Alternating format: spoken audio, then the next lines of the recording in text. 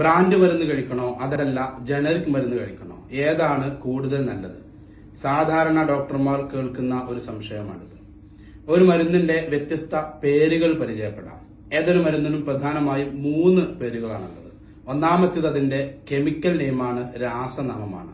Chemical name എന്ന് പറയുമ്പോൾ ആ മരുന്നിന്റെ കെമിക്കൽ സ്ട്രക്ചർ, രാസഘടന അടയാളപ്പെടുത്തുന്ന നാമമാണ് കെമിക്കൽ നെയിം, രാസനാമം എന്ന് പറയുന്നത്.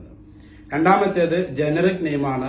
പൊതുവായി ആ മരുന്നിനെ എല്ലാ രാജ്യത്തിലും വിളിക്കുന്ന പൊതുവായുള്ള നാമമാണ് ജനറിക് നാമം എന്ന് പറയുന്നത്, ജനറിക് നെയിം എന്ന് പറയുന്നത്.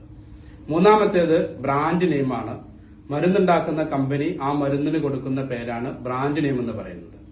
ഒരു ഉദാഹരണം എന്നോണം പാരസെറ്റമോൾ എടുക്കാം. പാരസെറ്റമോളിന്റെ കെമിക്കൽ നെയിം, രാസനാമം എന്ന് പറയുന്നത് N acetyl para amino phenol എന്നുള്ളതാണ്.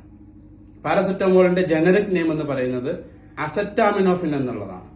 അമേരിക്ക ഉൾപ്പെടെയുള്ള രാജ്യങ്ങളിൽ അസറ്റാമിനോഫിൻ എന്നുള്ളതാണ് പാരസെറ്റമോളിന്റെ ജനറിക് നെയിം എങ്കിൽ ഇന്ത്യ പോലുള്ള ചില രാജ്യങ്ങളിൽ പാരസെറ്റമോളിന് പാരസെറ്റമോൾ എന്നത് തന്നെയാണ് അതിന്റെ ജനറിക് നെയിം എന്ന് പറയുന്നത്.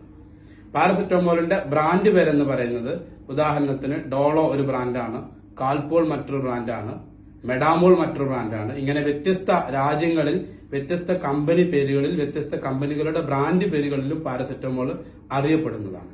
ഇതാണ് പൊതുവായി ഒരു മരുന്നിന്റെ വ്യത്യസ്ത പേരുകൾ എന്ന് പറയുന്നത്.